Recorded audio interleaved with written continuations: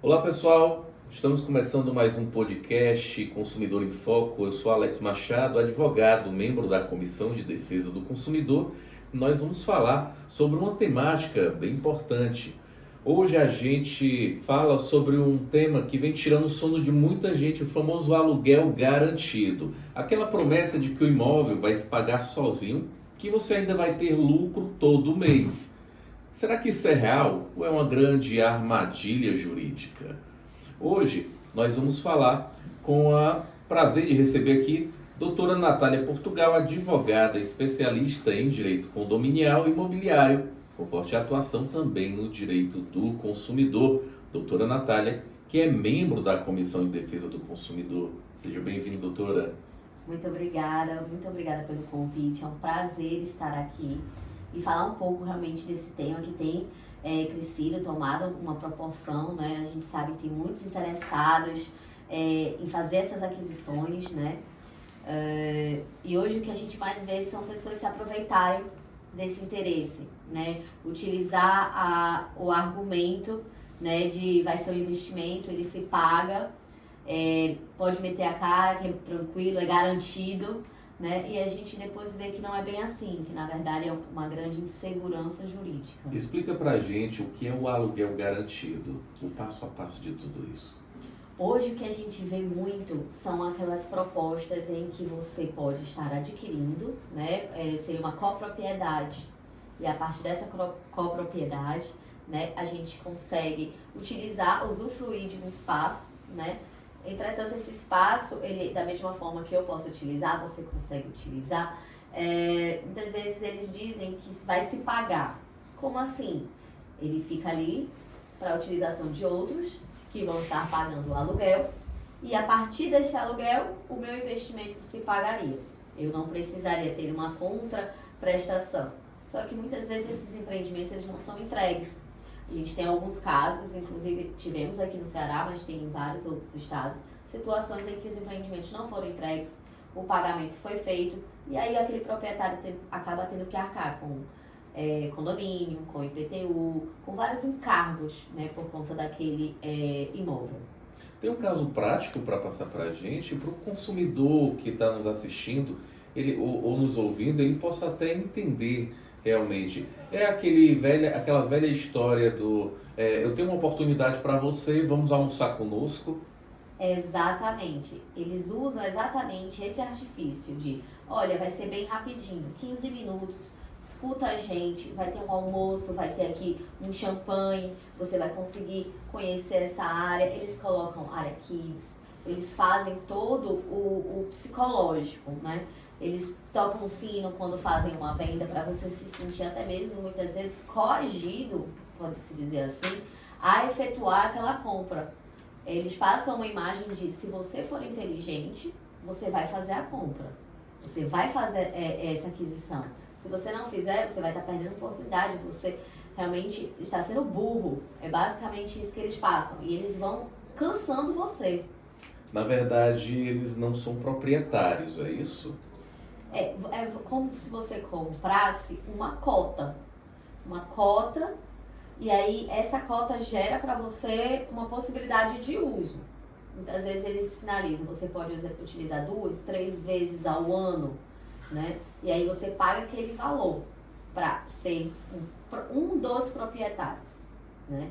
E aí disponibiliza o uso algumas vezes ao ano, onde você muitas vezes nem consegue esse outro problema, né?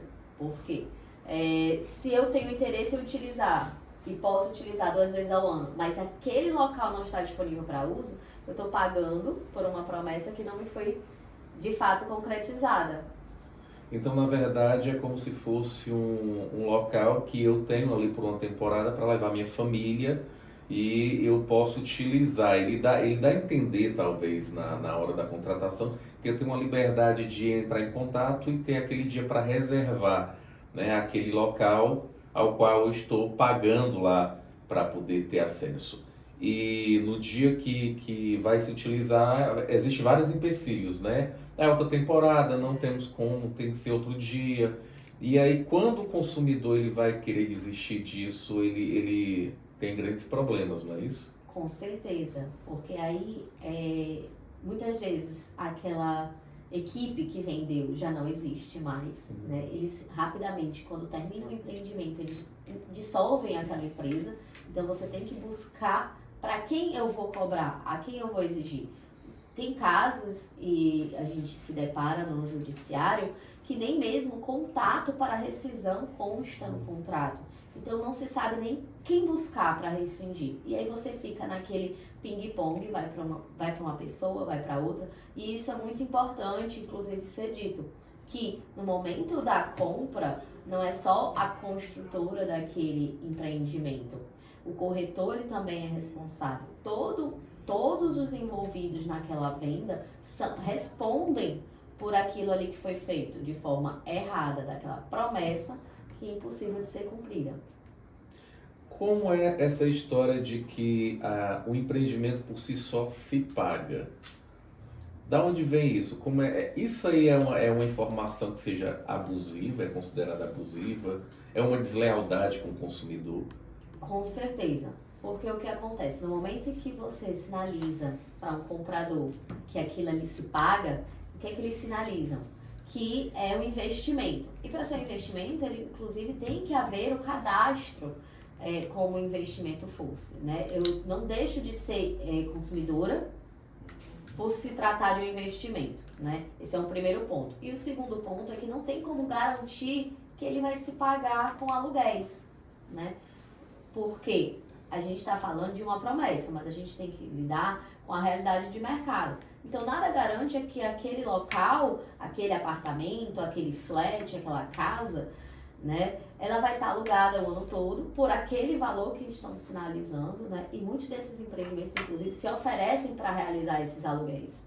Então, quando você vai querer utilizar, eles dizem, ele está alugado, mas aquele aluguel não supre o pagamento. Existem locais que ficam fechados, porque é um valor alto e você não consegue realmente dispor para aluguel. Então você está investindo para se pagar e muitas vezes você não consegue usufruir e nem consegue alugar. Então se torna apenas um prejuízo. Doutora, a gente está falando aqui de prejuízo, de abusividade e até mesmo de golpe, certo?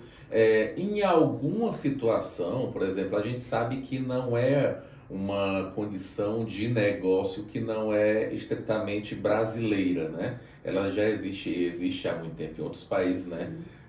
Pode até mensurar, na Disney existe, né? Mas assim, em alguma situação isso dá certo ou sempre está veiculado realmente uma abusividade? De fato, isso é muito, como perfeitamente foi sinalizado, muito utilizado. A gente vê muitos casos que dão certo.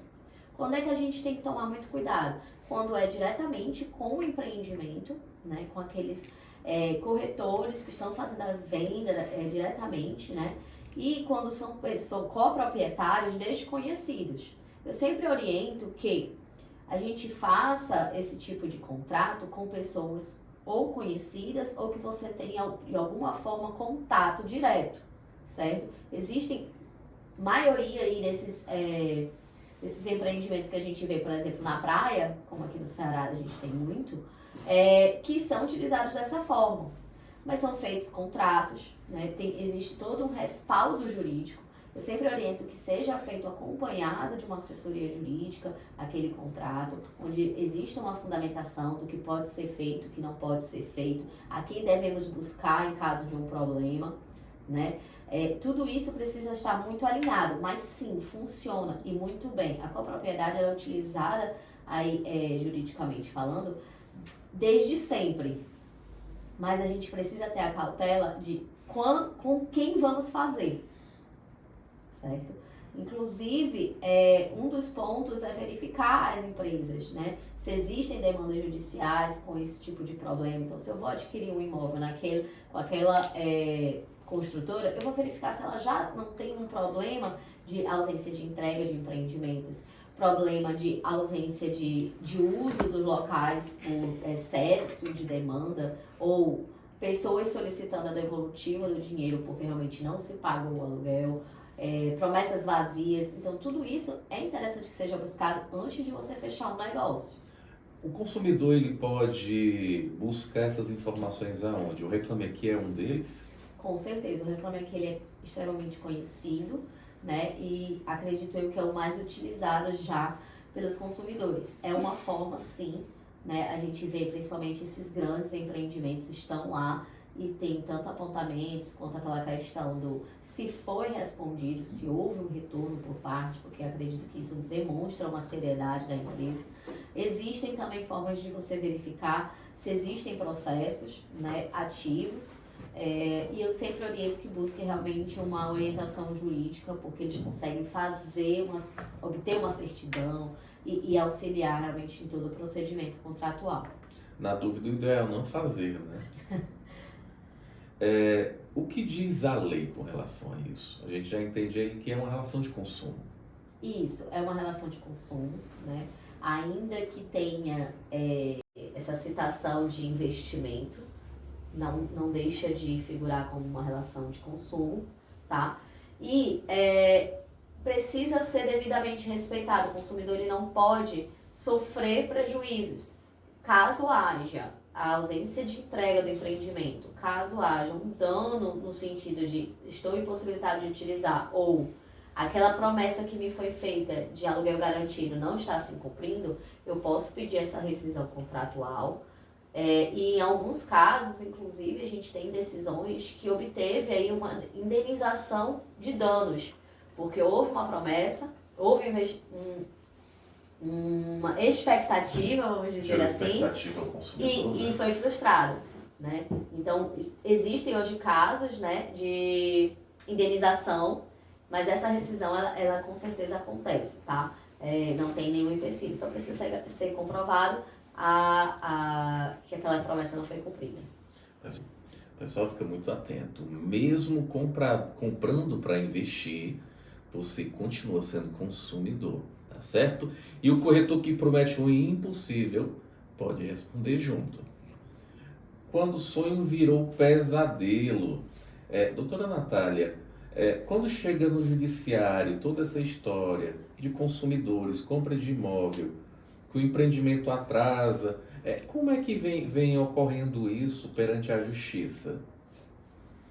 Hoje, judicialmente, as decisões são favoráveis ao consumidor, né? É importante que se respalde, então guardem, né? É uma orientação que eu sempre dou. Guardem todos os panfletos, todas as conversas de WhatsApp que vocês têm aí com os corretores. Toda a documentação que envolva essa aquisição é importante que seja guardada, porque pode ser necessário utilizar em uma demanda judicial, né? Temos decisões, como eu falei anteriormente, né, que tem a indenização por danos, né, por conta da promessa não cumprida, mas existe a necessidade de comprovar que houve realmente essa promessa, né, de Ele deve garantia. comprovar que houve um dano, né? Exatamente, de toda forma. Exatamente. A rescisão contratual, ela é clara. Nós tivemos um caso recente de um empreendimento que ele não foi entregue e se postergou por muitos anos. Existem pessoas que já quitaram, porque houve um parcelamento, já quitaram e ainda assim não conseguiram usufruir. E eles tinham direito de usufruir de 2 a 3 vezes daquele empreendimento e alugar para pagar. Eles não usufruíram nenhuma vez, não foi possível o aluguel e está lá. E quando chegava para rescindir, era aplicada uma multa. Então, nesse caso prático, houveram várias abusividades, vários descumprimentos contratuais. Então, o que é que a justiça hoje aplica? Se houver um descumprimento contratual, ele está unilateral, vamos dizer assim, porque é por parte do empreendimento, aquele que investiu tem direito de ser ressarcido sem qualquer penalidade, sem nenhuma aplicação de multa, né? Mas estou sempre devidamente amparado com suas provas. Essa questão da multipropriedade, a gente sabe que ela tem uma legalidade, inclusive ela tem uma lei que eu vi aqui, a 13.777 de 2018. Eu já vi algumas situações de que quando a pessoa vê que realmente não era bem aquilo que queria e foi se utilizado o direito do arrependimento, teve que pagar uma multa. E multas com valores altos, né? 20 mil, 30 mil reais, né? Então, assim, existe essa abusividade. às vezes o que me parece, isso é uma opinião minha, de que eles não estão muito preocupados com a questão do contratamento de propriedade, mas sim em obter a vantagem pelo ressarcimento. Ou estou enganado? É essa sensação realmente que a gente possui, né? Até porque a gente sabe que se eu estou insatisfeita, eu vou buscar uma rescisão e muitas vezes aquela pessoa, ela prefere receber só uma parte do dinheiro de volta, ser penalizada com uma aplicação de multa de 10, 20, às vezes até 30% do valor de um empreendimento e se desvencilhar do que buscar realmente seus direitos. Então eu sempre oriento, busque seus direitos. Verifiquem se isso é certo, se essa multa está correta. Porque, infelizmente, quando você simplesmente diz, não quero seguir com o contrato, eles vão cobrar essa multa. Você tem que fundamentar, você tem que explicar, não quero seguir, mas porque eu fui ludibriado. Eu não quero seguir porque eu fui enganado. Eu não quero seguir porque me foi prometido e não foi entregue. Então, isso tudo respalda para assegurar a ausência dessa multa. Mas se você não fundamenta, se você não busca seus direitos, você vai ser penalizado. E eu acredito que é com isso que os empreendimentos contam. Que de 30 apartamentos vendidos, só um vai questionar e cobrar que seja feito da forma correta. Então eles acabam ganhando dinheiro aí. Certo. Muitas vezes pesquisar pelo CNPJ da empresa não é uma garantia de que é um bom ou mau empreendimento. Ou será? Eu vejo que isso é um passo. A gente tem visto casos aí de empreendimentos realmente respeitáveis que não vingaram aqui, pelo menos. Você olhar o CNPJ ou somente o nome ali daquela marca, pode lhe passar uma segurança, mas eu sempre oriento que vá mais a fundo. O CNPJ, ele não é somente analisar isso, eu acho muito superficial, principalmente para uma transação tão alta como a compra de um empreendimento. É um valor alto, considerável. Então a gente tem que se respaldar. A gente não pode simplesmente comprar na sorte. A doutora que atua junto a essa questão do mercado imobiliário, né? Então é preciso essa transparência, essa ética dentro do contrato por si só. O que mais poderia haver para dar uma garantia de segurança ao consumidor? Com certeza, o contrato ele tem que estar extremamente transparente, acompanhado de todos os demonstrativos de pagamento, alternativas para caso de atraso no empreendimento, alternativas para impossibilidade de aluguel por algum motivo, né?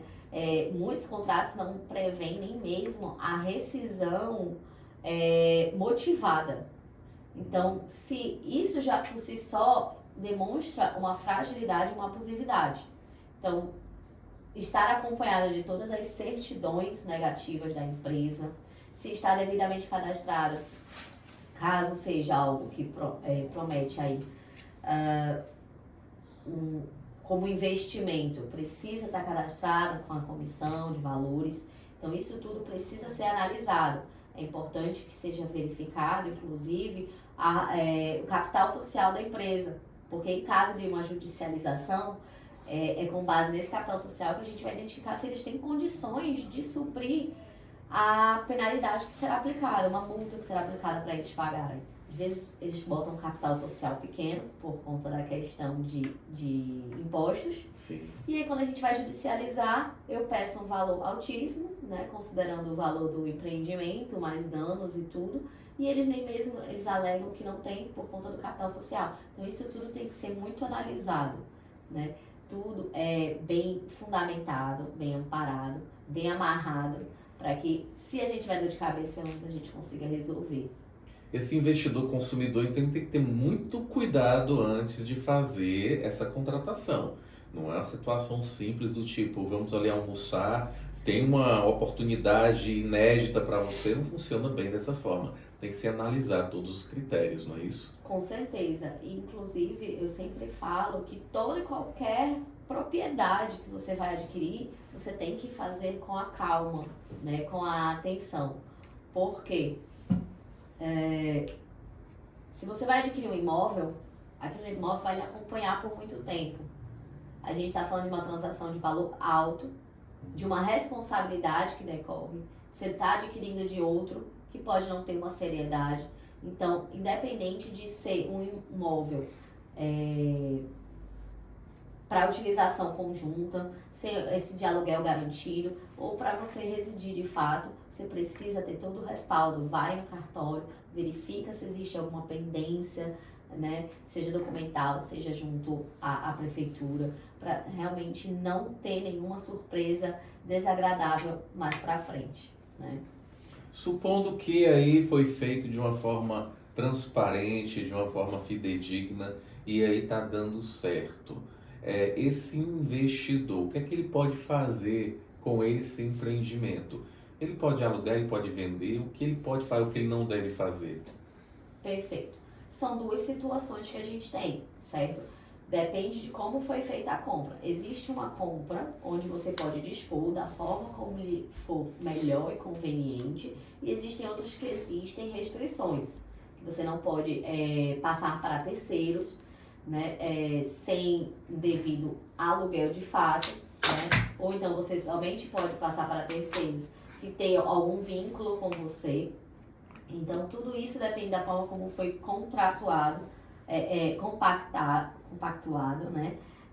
Mas, em regra, como a gente vê no mercado, você pode alugar e dispor um número de vezes daquele local, sempre verificando a disponibilidade, visto que existem outros proprietários também daquele espaço.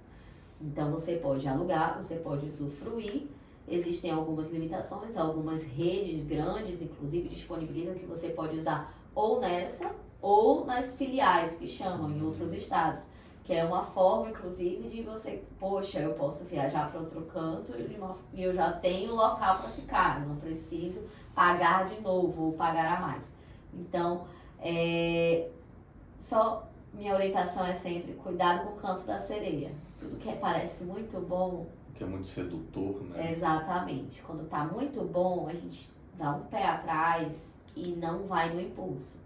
Porque eles fazem, inclusive, técnicas de convencimento. Eles trocam de corretores várias vezes. Você diz o não, não, ok, deixa eu chamar o outro aqui. Aí vem outro corretor com outra abordagem. Aí coloca espaço kids.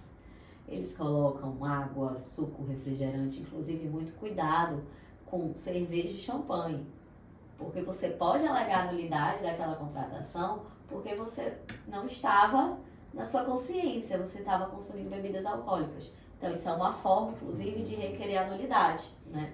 Então eles tentam realmente pegar você, uma outra mesa ao lado fechou, bate o sino, bate palma, comemora, assim, tenta bonificar. Se eu tirar uma foto, tira com um copinho de cerveja. Já é a prova, né? Mas então, assim, muito cuidado, muita cautela com tudo que parece muito bonito, muito perfeito. Maquete grande, bonita, cheia de funcionário, um ar-condicionado, todo mundo sorrindo. Muitas vezes o golpe começa da abordagem, né? Com certeza. Isso as empresas grandes estudam, né? Essa técnica da abordagem, do convencimento. Da persuasão, né? Exatamente. Então, isso tudo eles dominam para poder nos convencer. Então, eles buscam informações, eles vão perguntar ali informações. Quanto é a sua rede, você trabalha com quem? Você é casado, com quantos filhos? Porque eles vão usar esses artifícios. Você tem filhos? Imagina seu filho correndo naquela grama. Então, eles têm essas técnicas. Então, muito cuidado.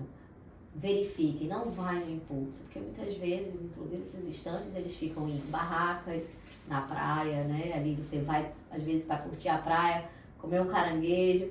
E aí tem ali o pessoal, olha, rapidinho, são 5 minutos. E rápido você passa 2, 3 horas, doido para poder curtir a praia. Diz, olha, tá bom, fecha aqui, deixa eu curtir minha praia. Então isso tudo é o cansar o consumidor para alcançar o objetivo. Eles não vendem o imóvel, né? Eles vendem a emoção, né? Exatamente. Aproveitam pela emoção. Exatamente. Um espaço legal para os seus filhos, né? Para sua família, para você descansar. E muitas vezes não é isso. Nós estamos aqui, gente, já no momento final, certo? Já finalizando. Doutora Natália, dê uma dica. Você deu várias dicas aí, mas fale mais assim de como o consumidor ele deve se proteger, o consumidor por si só. Quando ele está lá na barraca, ele está lá tomando a sua cervejinha, o seu refrigerante, está lá com os filhos, está no seu momento de lazer e é abordado, né, por estes talvez falsos empreendimentos. Perfeito. A minha orientação é que não tomem decisões precipitadas, né? Não tomem decisões sem antes estudar do que se trata, como é que acontece, porque muitas vezes nós somos abordados e nem entendemos exatamente o que é aquele empreendimento. Então, quando você dá aquela chance inicial, você vai ser levado para aquele momento ali de profundidade, né? Eles vão lhe aprofundar, passar várias informações. Então, estudem, anotem, peguem o contato daquele corretor, mas verifiquem tudo antes de tomar uma decisão. E, como eu falei, se respaldem, guardem documentações, guardem comunicações que vocês tenham. Conversa de WhatsApp é prova, um folder daquele empreendimento é prova, mas se resguardem, porque isso vai evitar uma dor de cabeça maior no futuro. Doutora Natália Portugal, muito obrigada. Ela que é membro da Comissão de Defesa do Consumidor. Estamos finalizando hoje mais um episódio do nosso podcast Consumidor em Foco. Eu sou Alex Machado. Você pode nos acompanhar pela Comissão de Defesa do Consumidor e pelo YouTube da OAB Ceará. Valeu! Tchau, tchau, gente! We'll be right back.